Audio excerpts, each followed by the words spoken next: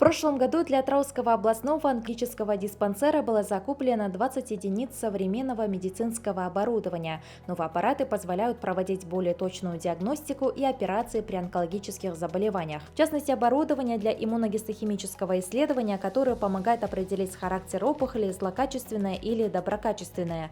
Кроме того, для операционного отделения были приобретены урологические, гинекологические и абдоминальные лапароскопические стойки компании Карл Шторс. Использование такого оборудования позволяет проводить операции без больших разрезов.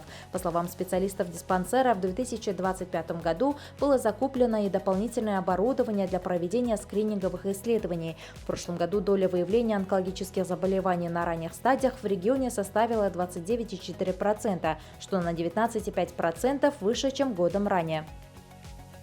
Бүгінгі күні онкология бойынша бірінші сатыда анықталған науқастарды 100% емдеп шығуға біздің барлықта мүмкіншілігіміз бар. Және де бұл жерде ол үкімет үшінде де экономикалық жағынан тиімді, себебі бірінші сатыда анықталған науқастар тек қана ота жасалады. Ешқандай химия, лучевая терапия, ешқандай дәрі ем алмайды. Енді үшінші, төртінші сатыда келген кезде ол жерде ешқандай да ота жасалынбайды. Ол жерде біздерде дорогостоящий дейміз, қымбат химия таргентный терапиялармен ғана жүргізіледі.